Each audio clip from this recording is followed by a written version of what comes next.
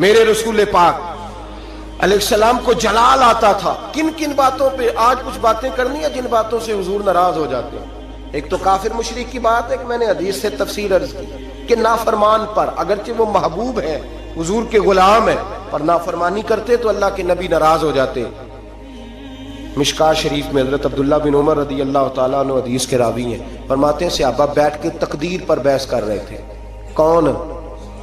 ہماری طرح کے ان پڑھ بندے نہیں جس پھٹے پہ بیٹھتے ہیں دین میں بات کرتے ہیں, جس چوک پہ بیٹھتے ہیں اپنی اور 5-7 مسئلے سب نے یاد کیے, کہتے ہیں مولویوں کی پتہ ہے, ان کو کیا خبر ہوئی, ان کو کیا پتا ہوتا ہے. مجھ سے سنو, سب سے بڑا مفتی تو میں ہوں, شیخ القرآن کی 2-4 ڈگریاں اس جیب میں اور شیخ الحدیث کی اس جیب میں ہے. مولوی بیچارے کو کیا پتا, وہ تو روٹی کھاتا رہا ہے 8 سال مدرسے میں, اس کو کیا خبر. اپنی مرضی کا مسئلہ, اپنی مرضی کا فتویٰ. اب لوگ علماء کے پاس بھی جب آتے ہیں تو رائے لینے نہیں آتے, رائے دینے آتے ہیں. 2-4 بندہ رائے دے جاتا ہے, کہتا ہے جناب اس طرح کہا کریں لوگ جب آپ کے پاس آتے ہیں, بلکہ لوگ ہمیں بتاتے ہیں یہ باتیں سنایا کریں, وہ والی بات نہ بیان کیا کریں. میرے بھائی سنیں, نبی کریم علیہ السلام تشریف لائے مسجد نبوی میں تو صحابہ تقدیر پر بحث کر رہے تھے. حضرت عبداللہ بن عمر رضی اللہ تعالیٰ عنہ فرماتے محبوب آئے, حضور نے سن لیا اور میں نے حضور کے چہرے کو اس طرح سرخ دیکھا جیسے آگ کا انگارہ سرخ ہوتا ہے, جلال نبی کریم کے چہرے پر. حضور نے فرمایا کیا باتیں کر رہے ہو, کیا باتیں. بول پڑے بریلی کے امام, کہنے لگے غضب سے ان کے خدا بچائے, غضب سے ان کے خدا بچائے. کیا باتیں کر رہے ہو, تقدیر پہ بحث کر رہے ہو. یا رسول اللہ گفتگو کر رہے تھے. میرے محبوب نے فرمایا تم سے پہلی امتیں تباہ اس لیے ہوئی ہیں کہ وہ بحث کرتی تھی. فرمایا خبردار, کسی نے تمہیں اجازت نہیں دی بات کرنے کی, جو میں کہتا ہوں وہ مان جایا کرو, اس لیے کہ میں اللہ کا رسول بن کے تشریف لایا ہوں. کس نے تمہیں اجازت دی؟ جلال فرما. ہر آدمی بات کر رہا ہے, ہر آدمی بحث کر رہا ہے, ہر آدمی گفتگو کر رہا ہے. جو ٹی وی پہ بیٹھتا ہے وہ کہتا ہے فلاں کو ٹھیکیدار ہے, مجھے بھی تو اتنی باتیں آتی ہیں. ہر آدمی گفتگو کر رہا ہے. کس نے منع کیا ہے؟ جب تو ٹی وی پہ گیا تھا, اینکر پرسن بنا تھا, تو نے صحافت کی ڈگریاں دی تھی, پولیٹیکل سائنس میں تو نے کتنے ایم اے کیے, وہ تو نے جمع کرائی تھی. تو دین پہ بحث کر لا, ہمیں بھی کوئی ڈگری دکھا, تو نے کہاں سے پڑھا ہے, کوئی بات سنا, تو کس کا شاگرد ہے, کوئی اپنی سند ثابت کر. ایسے ہی بات کرنے کی اجازت کیسے دے دی جائے گی؟ حبیب کریم علیہ السلام نے سب سے پہلے اس بندے سے اظہار ناپسندیدگی فرمایا, جلال فرمایا. جو علم اس کے پاس نہیں ہوتا اور دین کے معاملات میں بحث کرتا ہے, تکرار کرتا ہے, بانج علموں جو کرے فقیری او کافر مرے دیوانہ ہوں. میرے رسول پاک علیہ السلام ناراض ہے. پھر دوسرا جلال میرے نبی پاک نے بے ادب پہ فرمایا, بے ادب پہ. ابو داؤد, ابن ماجہ, سیاستہ سے روایت عرض کر رہا ہوں. نبی کریم علیہ السلام بازار میں نکلے, گلی میں نکلے, ایک آدمی کو دیکھا, اس نے خانہ کعبہ کی سمت منہ کر کے تھوکا. کعبے کی طرف نہیں, کعبے کی سیدھے پیر کیے ہوئے ہیں. کہتے ہیں قرآن تو بڑا پڑھ رہا ہے نا, چلو کعبے کو پیر کیے ہیں تو پھر کیا عرض ہے. وہ جی یہ کہیں کہاں لکھا ہوا ہے کہ کعبے کو پیر نہیں کرنے چاہیے؟ کس حدیث میں لکھا ہے؟ آؤ میں دکھاؤں کس حدیث میں لکھا ہے. میرے محبوب پاک سید عالم صلی اللہ علیہ وسلم مدینے میں, یہ سیاح کی روایت کر عرض کر رہا ہوں, کان اور آنکھیں اور دل کھول کے رکھا کرے. یوں چلے آؤ نا برچھی تان کر, اپنا بیگانہ ذرا پہچان کر, اور اگر دنیا میں رہنا ہے تو کچھ پہچان پیدا کر. لباس خضر میں یہاں سینکڑوں راہزن بھی پھرتے ہیں. میرے حبیب کریم علیہ السلام نے دیکھا, اس نے کعبے کی طرف نہیں, کعبے کی سمت کی طرف, کیونکہ کعبہ تو مکے میں ہے نا اور بات مدینے کی ہو رہی ہے, منہ کر کے تھوک دیا. اور تھوک کے وہ شخص چلا گیا. آمنہ کے معصوم لال نے ارشاد فرمایا کون ہے یہ؟ حضور فلاں مسجد کا امام ہے.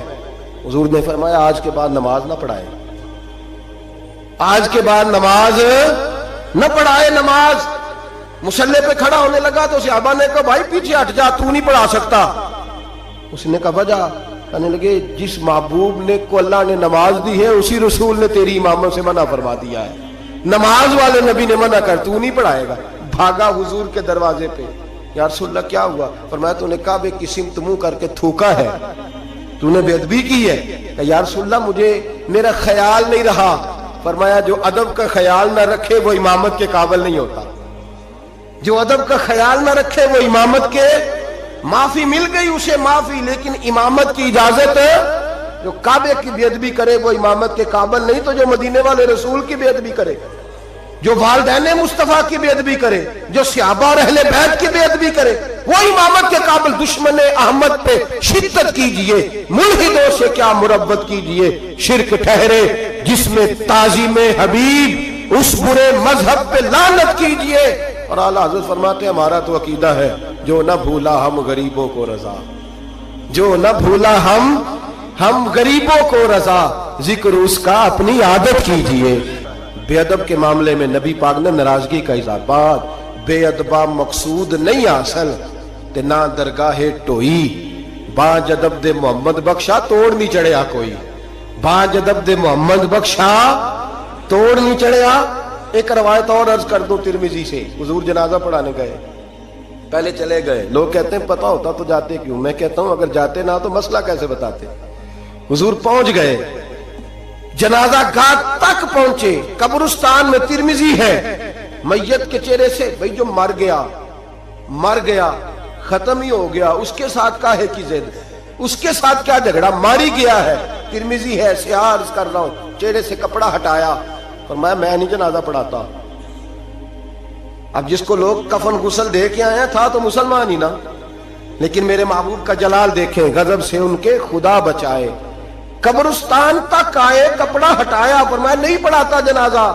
صحابہ نے کہا حضور پڑھائے، نہیں پڑھاتا، حضور بے نمازی تھا، فاسق تھا، کیا جرم تھا؟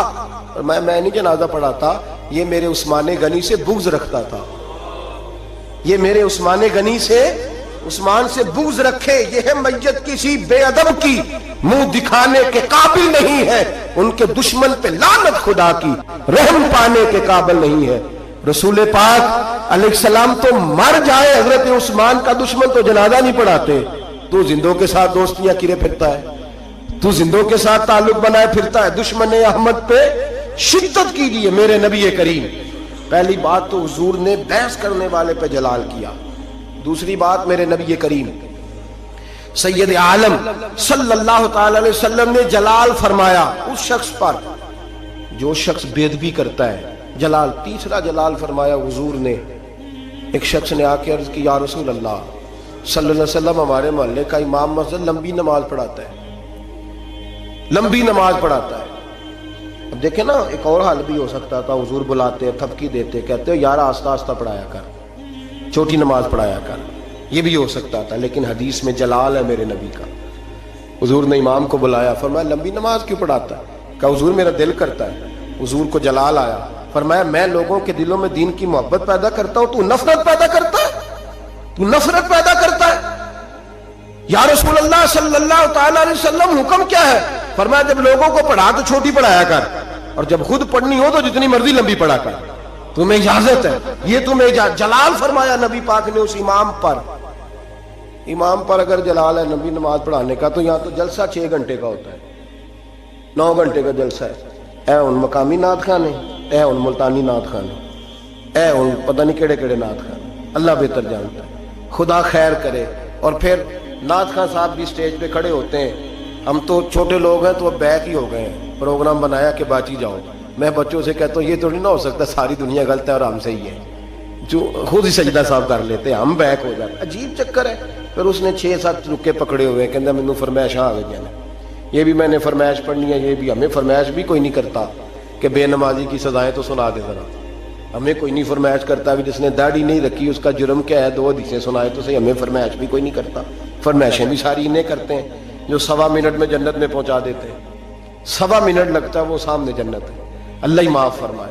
بھئی اگر نماز لمبی کرنے سے اللہ کے رسول ناراض ہیں، جنہوں نے جلسہ اتنا لمبا کر دیا حد ہی ہو گئی ہے، حد ہو گئی، اور سب عاشق کے رسول بیٹھے ہیں اور فجر گول مول ہو گئی ہے، اللہ جانے کدھر گئی۔ میرے رسول کریم صلی اللہ علیہ وسلم نے لمبی نماز پڑھانے والے امام پر اور اتنا سخت جلال فرمایا، اتنا سخت۔ اور ایک اور جگہ پہ حضور نے فرمایا لعنتی ہے وہ امام، ملعون، اپنی اصلاح کے لیے بات کر رہا ہوں، ملعون ہے وہ امام جو لوگوں کو نماز پڑھاتا ہے پر اس کے نمازی اس سے راضی نہیں ہوتے۔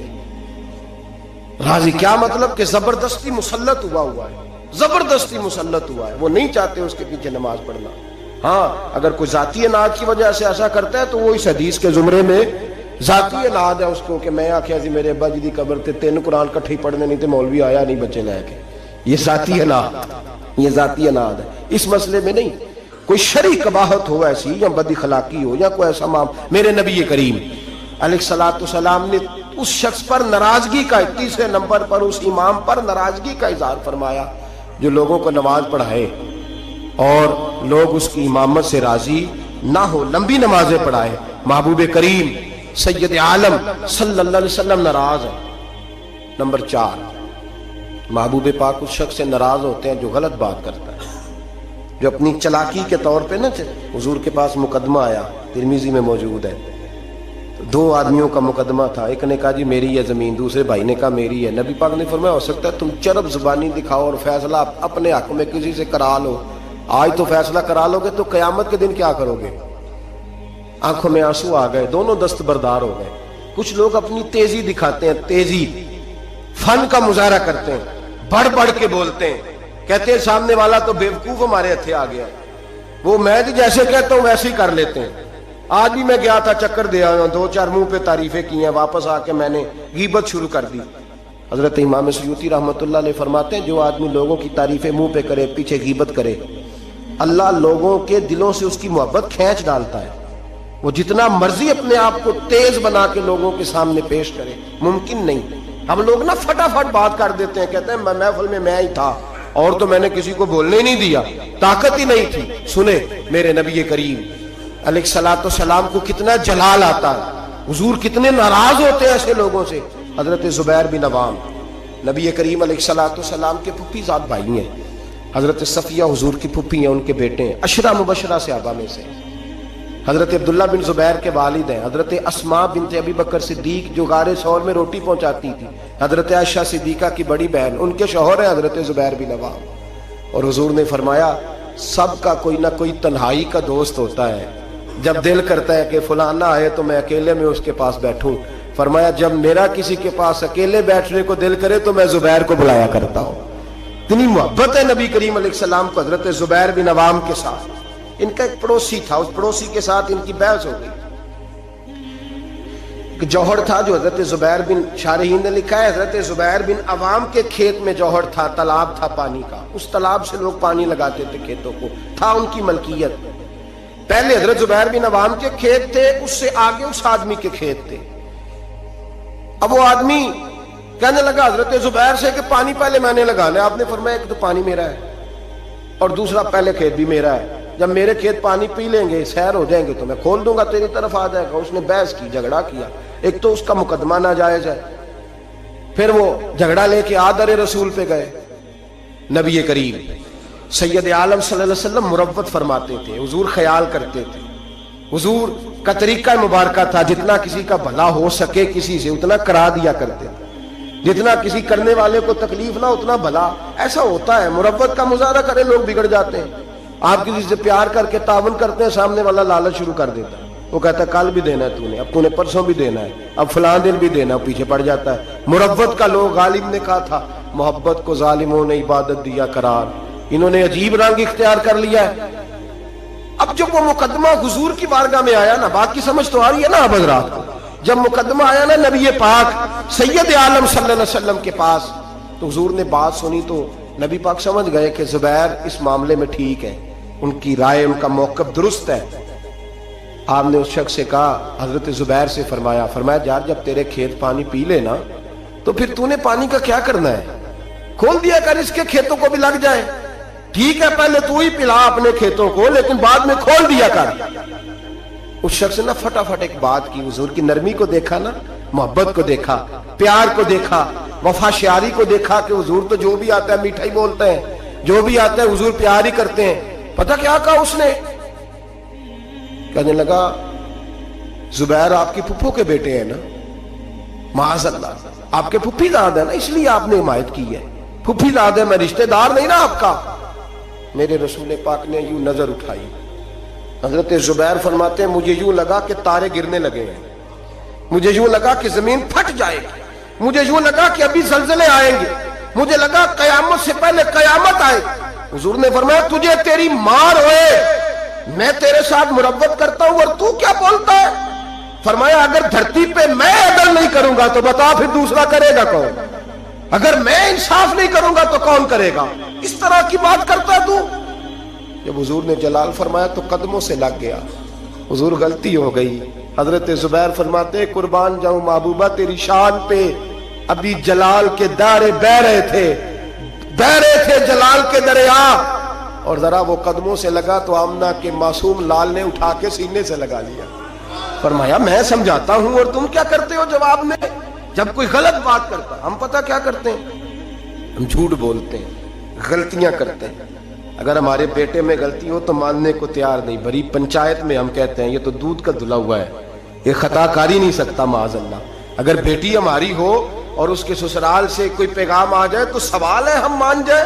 جھوٹ بولتے ہیں، غلط حتیٰ کہ ذاتیات پر اتر کر لوگ الزام تراشی کرتے ہیں، نجی زندگی پر لوگ اعتراض کرتے ہیں، نیچے اتر آتے ہیں، گر کر بات کرتے ہیں۔ اور میرے بھائی، میرے نبی کریم سید عالم صلی اللہ علیہ وسلم نے جلال کیا اس شخص پر، اظہار ناراضگی فرمایا اس شخص پر جو غلط بات کرتا ہے، جو غلط جگہ پر گفتگو کرتا ہے، اس پر جلال فرمایا۔ محبوب کریم سید عالم صلی اللہ علیہ وسلم نے ہمیں سمجھنا چاہیے کہ ایسے لوگوں سے حضور ناراض ہوتے ہیں جو جلال کرتا ہے، جو غلط بات کرتا ہے۔ میرے حبیب پاک سید عالم صلی اللہ علیہ وسلم حدود اللہ کے معاملے میں آپ نے بات کان کھول کے سننی اور خاص توجہ کرنی ہے میری بات پر۔ ایک معاملہ ہے حدود اللہ کا۔ اللہ کے محبوب نا با اختیار ہے۔ قرآن کہتا ہے یحلی لہم الطیبات ویحرم علیہم الخبائث۔ محبوب اگر چاہیں تو کچھ چیزیں حلال کر دیں اور چاہیں تو گندی چیزیں حرام کر دیں، با اختیار ہے، اور اس اختیار کو حضور سید عالم نے استعمال بھی فرمایا۔ وَيُحَرِّمُ عَلَيْهِمُ الْخَبَائِثَ کو حضور نے اختیار بھی فرمایا۔ ایک صحابی آئے، بخاری میں موجود ہے، نے آ کے عرض کی حضور روزہ ٹوٹ گیا ہے، رکھا تھا، یا رسول اللہ میں نبھا نہیں سکا، ٹوٹ گیا ہے۔ نبی کریم علیہ السلام نے فرمایا جا 3 روزے کفارے میں رکھ۔ اس نے کہا حضور ایک نہیں پورا ہو سکا مجھ سے۔ نبی پاک نے فرمایا جا 60 مسکینوں کو کھانا کھلا۔ اس نے کہا حضور کئی دنوں سے خود نہیں پیٹ بھر کے کھایا۔ اب میرے پاس کوئی آتا، 2 باتیں پوچھتا، تیسری میں کہتا یار حالی کوئی نہیں، تو عجیب بات کر رہا ہے، میں تو ناقل ہوں، ادھر سے بات پڑھی اور ادھر بیان کر دی، میں کوئی شارع تھوڑا ہوں معاذ اللہ تعالیٰ۔ نبی کریم با اختیار ہے، شارع ہے دین کے معاملے میں، تشریح کرتے ہیں نبی کریم سید عالم علیہ السلام دین۔ وَيُحَرِّمُ عَلَيْهِمُ الْخَبَائِثَ، حضور اگر چاہیں تو کسی بری چیز کو حرام کر دیں، چاہیں تو کسی اچھی چیز کو حلال کر دیں، اللہ نے اختیار دیا ہے۔ کہنے لگا یا رسول اللہ میں نہیں رکھ سکتا۔ فرمایا چل اس طرح کر، 60 مسکینوں کو حضور نہیں کھلا سکتا، فرمایا چل 3 کو کھلا دے۔ کہنے لگا حضور سویر سے میں نے خود کوئی نہیں کھایا، میرے بچوں نے کوئی نہیں کھایا، تھوڑی دیر گزری تو ایک ٹوکرا کھجوروں کا آ گیا۔ حضور با اختیار ہے، ٹوکرا آیا کھجوروں کا۔ نبی کریم علیہ السلام نے فرمایا یہ کھجوریں لے جا اور مدینے میں جو غریب ہے اس کو دے دے، تیرے روزے ٹوٹنے کا کفارہ ادا ہو جائے گا۔ کہنے لگا یا رسول اللہ مدینے میں سب سے غریب میں ہی ہوں۔ تو حضور نے فرمایا روزہ تو نے توڑا ہے، کھجوریں میں دے دیتا ہوں، جا گھر جا کے بچوں کے بیچ بیٹھ کے کھا لے، تیرے روزے کا کفارہ ہو جائے گا۔ یہ اختیار ہے میرے نبی پاک کا، یہ میرے رسول پاک کا۔ اعلیٰ حضرت فرماتے ہیں وسعتیں دی ہیں خدا نے دامن محبوب، وسعتیں دی ہیں خدا نے دامن محبوب کو، جرم کھلتے جائیں گے اور وہ چھپاتے جائیں گے۔ میرے نبی پاک علیہ السلام کی بارگاہ میں مسند امام احمد بن حنبل میں موجود ہے، ایک شخص نے کہا حضور میں 2 نمازیں پڑھوں گا، یا ایک روایت میں 3 پڑھوں گا۔ تو حضور نے فرمایا تو کلمہ پڑھ، میں تجھے 2 کی معافی دیتا ہوں۔ وہ الگ بات ہے کہ بعد میں اس نے تہجد بھی پڑھی، اشراق اور چاشت بھی پڑھی، لیکن حضور با اختیار ہے میرے نبی پاک، رسول پاک با اختیار ہے نبی کریم علیہ السلام۔ لیکن حدود اللہ کا جب معاملہ ہوتا، حدود اللہ کا معاملہ، ایک دفعہ تو ایسا ہوا کہ ایک جنگ کے موقع پر نبی پاک علیہ السلام نے ایک عورت کی لاش دیکھی تو حضور نے جلال فرمایا جب میں نے تمہیں کہا تھا کہ عورتوں پر ہاتھ نہیں اٹھانا تو کس نے قتل کیا؟ جلال فرمایا قیامت کے دن یہ بی بی جس آدمی کا بھی گریبان پکڑے گی میں اس کے ساتھ ہو کے اللہ کی بارگاہ میں مقدمہ لڑوں، اگرچہ وہ کافروں کی عورت تھی۔ آج تو مسلمان اقتدار کے لیے کاٹ رہے ہیں نا ایک دوسرے کو، اقتدار کی جنگ، دنیا میں جنگ لگی ہوئی ہے نا، شام سے لے کر عراق تک، تو لوگ کہہ دیتے ہیں فرقوں کی جنگ ہے، میں درجنوں بار کہتا ہوں یہ اقتدار کی لڑائی ہے۔ لوگ کسی نے کوئی مذہب کا روپ دھارا ہے، کوئی دھارا ہے، اصل جنگ اقتدار کی ہے، سب کو اقتدار چاہیے۔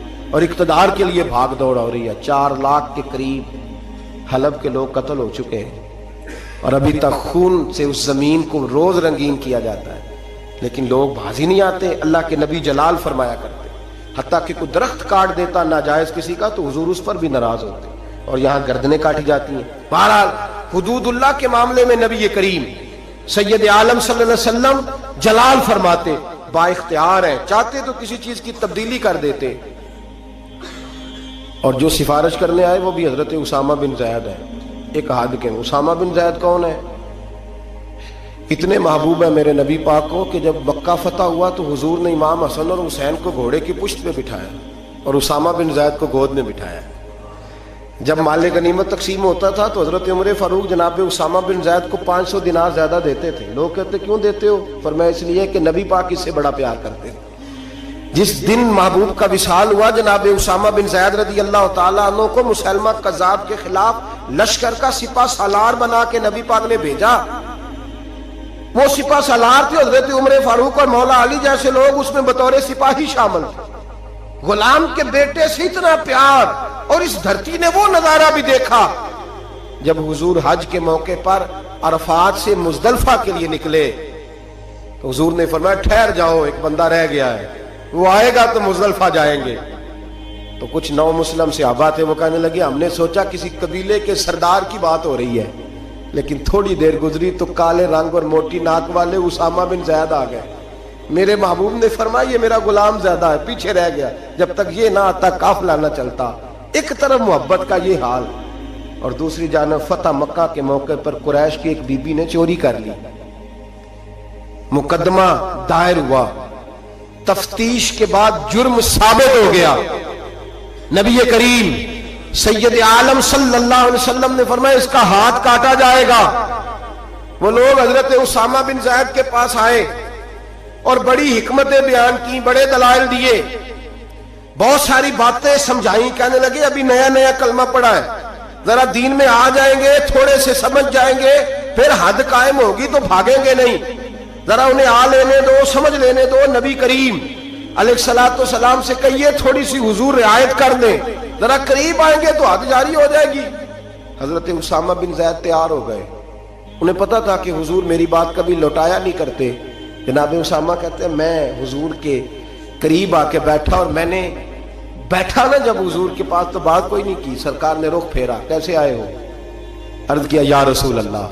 سب کہیے گا صلی اللہ علیہ وسلم. میں نے عرض کی حضور ایک چھوٹی سی بات کرنی تھی. تو حضور نے فرمایا کرو. یا رسول اللہ بات ذرا مشکل ہے. فرمایا تو کر تو صحیح. حضور وہ چھوٹی سی سفارش, فرمایا بول بات کر اسامہ, تیری بات کون لوٹاتا ہے؟ جناب اسامہ بن زید کہتے ہیں میں نے کہا حضور وہ قریش کی بی بی جس پر چوری ثابت ہو گئی ہے, اگر اسے تھوڑی رعایت مل جائے تو اس کا قافلہ نیا نیا آیا ہے, قبیلہ نیا نیا اسلام قبول کیا, حضور تھوڑی رعایت مل جائے تو چلو پختگی کے بعد جیسے آپ چاہیں گے. میرے محبوب نے رخ پھیرا تو جناب اسامہ بن زید کہتے ہیں میرا وجود تھر تھر کانپنے لگا, بس غضب سے ان کے خدا بچائے. فرماتے ہیں میں کانپنے لگا. نبی پاک نے فرمایا اسامہ مجھے تو بڑا پیارا ہے, بڑا عزیز ہے, پر میں رب کریم کے حدود کے معاملے میں کسی کی پرواہ نہیں کرتا. جہاں الدل کا حدود اللہ, یہ اللہ کی حدیں ہیں, اس معاملے میں کسی شخص کی رعایت نہیں کرتا. فرمایا تم سے پہلی قومیں تباہ اس لیے ہوئی کہ غریب جرم کرتے تھے تو سزا ملتی تھی, امیر جرم کرتے تھے تو چھوڑ دیے جاتے تھے. فرمایا خبردار تم نے جرأت کیسے کی اس معاملے میں سفارش کرنے کی؟ اسامہ کہتے ہیں میں ہامتا کامتا لرزتا مسجد سے چلا گیا. صبح کی بات تھی, جمعے کا خطبہ شروع ہوا, مدینے والے محبوب منبر پہ بیٹھے.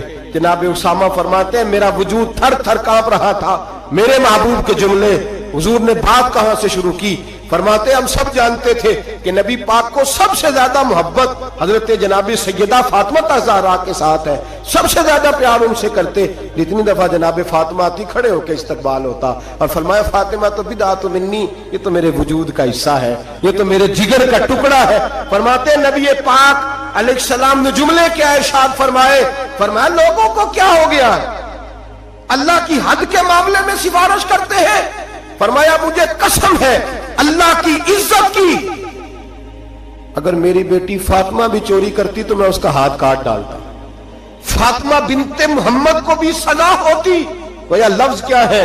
محبوب نے فرمایا میں اپنی محبت پر پیر رکھتا, محبت کچل ڈالتا, لیکن اللہ کے دین کو نافذ کرتا. میں فاطمہ کے ساتھ, بات کو سمجھ رہے ہیں آپ حضرات, میرا جملہ آپ نے سمجھا نہیں. فرمایا میں اپنی محبت کو کچل ڈالتا, اپنی محبت کو, بولیے, اپنی محبت کو گویا کچل ڈالتا, اور اللہ کے دین کو.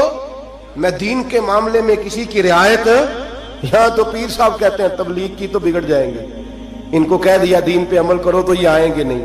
کہتے میں تینوں خواب دیکھی سی راتی تو مینوں نظر آیا سا, بابا فرید صاحب بھی تینوں یاد کر رہے تھے میری خواب. اس کو چڑھایا جاتا ہے, بڑھایا جاتا ہے, لیکن اس کو ڈانٹا نہیں جاتا شرعی معاملات میں. کہتے ہیں ہمارا خیال رکھتا ہے نا, اتنا ہی کافی, دین کا رکھے چاہے نہ رکھے. میرے عزیز, میرے نبی کریم سید عالم صلی اللہ تعالی علیہ وآلہ وسلم نے حدود اللہ کے معاملے میں سخت حکم دیا.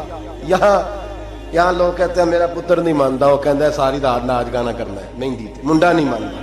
محبت دیکھنی ہے کہ دین دیکھنا ہے؟ نہ بولو, لیکن بات تو سچی ہے نا, بولے نہ بے شک آپ حضرات, لیکن بات تو سچ. محبت دیکھنی ہے کہ دین؟ چلو جنہیں بولو انہیں تو دیکھو گے نا انشاءاللہ تعالی, باقی بھی انہوں نے دیکھ کے ہی صحیح انشاءاللہ تعالی. بیٹے کی بات ماننی چاہیے کہ نبی پاک کی؟ باپ کی بات ماننی ہے کہ نبی پاک کی؟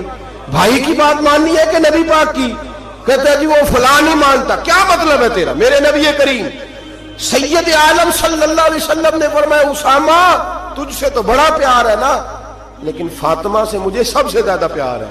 اگر فاطمہ بنت محمد بھی چوری کرتی تو میں پیار نہ دیکھتا, میں رب کا دین دیکھتا. میں حدود اللہ نافذ کرتا, حدود اللہ. نبی پاک سید عالم صلی اللہ علیہ وسلم کو جلال آتا تھا جب کوئی اللہ کی حد توڑتا تھا. نبی رحمت علیہ, اصل بات کیا تھی؟ بڑی محنت سے حضور نے دین سجایا, بڑی محنت سے. ہم لوگ کہتے ہیں نا میرا خون پسینہ شامل ہے, اور میرے بھائی اس دین کی بنیادوں میں میرے رسول کا خون پسینہ شامل ہے. صحابہ کہتے ہیں جب مسجد نبوی بنائی تو حضور جب اینٹیں اٹھاتے تھے تو پسینہ بہہ کے اینٹوں پہ گرتا تھا, اسی لیے تو آج تک وہاں سے خوشبو آتی ہے, اس لیے تو آج تک وہاں سے خوشبو آتی ہے. حضور کا پسینہ گرتا تھا. اور احد میں میرے رسول پاک نے یوں اپنے خون کو اپنے ہاتھوں پہ رکھ لیا اور کہا اللہ تو دیکھ رہا ہے نا, یہ مجھے جانتے نہیں, انہیں ہدایت کا نور عطا فرما دے. اور میرے بھائی خون پسینہ حضور نے دین سینچا, سوارا, اپنی اولاد کی قربانی دی.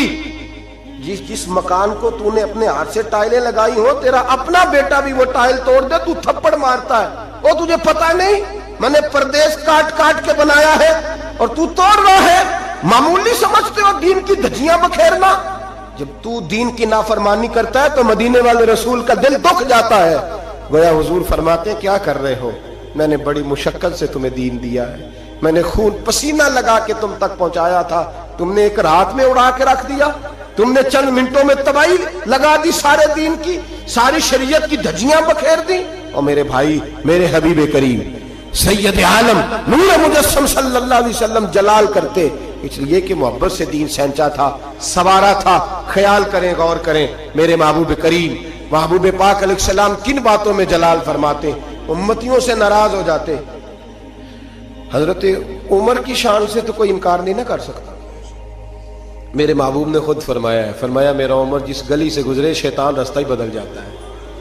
اور نبی پاک علیہ السلام کی ایک حدیث یوں بھی ہے, فرمایا جب تک عمر دنیا میں رہے گا جہنم کو تالا لگا رہے گا.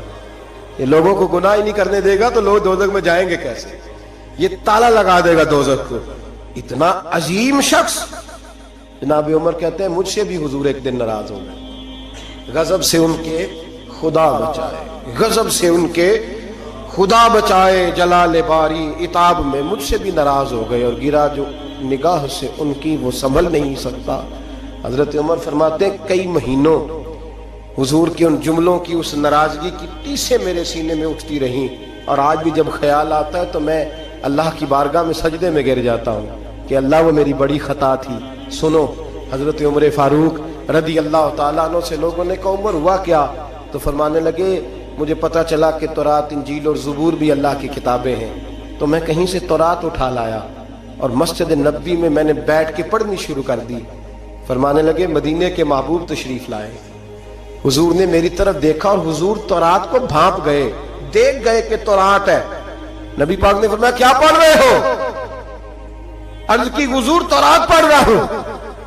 तो फरमाते हैं हजरत उमर ये लफ्ज मेरे मुंह से निकले तो मैंने हुजूर के चेहरे का रंग बदलते देखा, बस गजब से उनके खुदा बचा, मैंने रंग बदलते देखा, चेहरा अनवर पे जलाल देखा। और हुजूर ने फरमाया उमर जो दीन मैंने तुम्हें दिया है वो मुकम्मल नहीं, जो पैगाम मैंने तुम तक पहुंचाया है वो कामिल नहीं, जो शरीयत मैं लेके आया वो अकमल नहीं। एक दर फड़िए, एक नु मनिए, एक दई हो के मरिए। फरमाया वो मुकम्मल और कामिल नहीं, कामिल नहीं। हजरत उमर कहते हैं यार रसूलल्लाह क्या हुआ? फरमाया तू तौरात पढ़ रहा है। और फिर हुजूर ने अगले लफ्ज अदा फरमाए, फरमाया कसम मुझे अल्लाह की इज्जत की, अगर आज मूसा हयात जाहिरी में होते, सैयदना मूसा अलैहिस्सलाम अगर आज हयात जाहिरी में होते तो फरमाया वो मेरा कलमा पढ़ के मेरी शरीयत की पैरवी करते। तुम तो रात पढ़ रहे हो, तुम लोगों के पीछे जा रहे हो।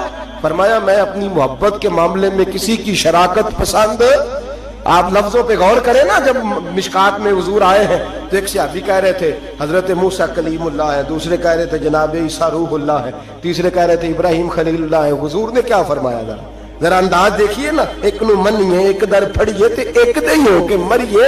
मोहब्बत में शराकतदारी काबिल कबूल ये कैसे हो सकता है? मेरे सामने को किसी और का नाम ले जाए, ये मुमकिन है? वही नहीं। मियां शेर मोहम्मद शरकपुरी रहमतुल्लाह ताला अलैह रियाकारी पे बात कर रहे थे, दिखावा ना करो, दिखावा ना करो, किसी और को अल्लाह की इबादत में शामिल ना करो। उनका एक बेली कहने लगा मियां साहब समझ नहीं पी लगती कि रब करीम को क्यों इतना नापसंद है, कोई और भी देख ले, क्यों इतना नापसंद है?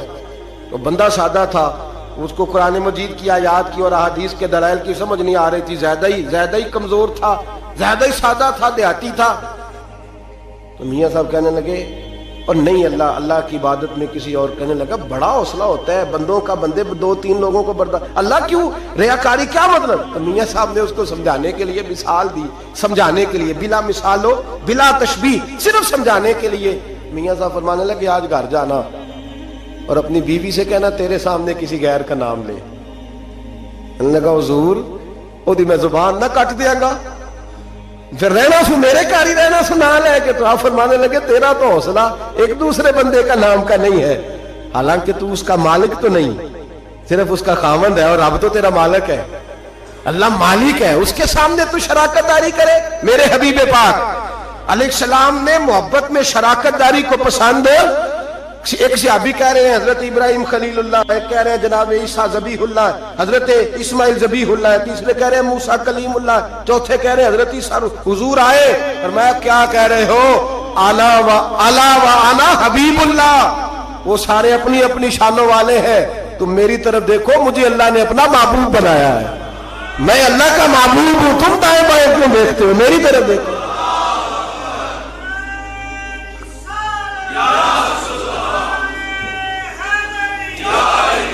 हजरत सैयदना उमर फारूक को नबी पाक अलैहिस्सलाम ने फरमाया उमर अगर हजरत मूसा हयात जाहिर में होते तो मेरा कलमा पढ़ते। तुम दाएं बाएं देख रहे हो, कोई बचा नहीं होगा सियासतदान जिसने क्रिसमस का केक ना काटा हो, कोई बचा नहीं होगा।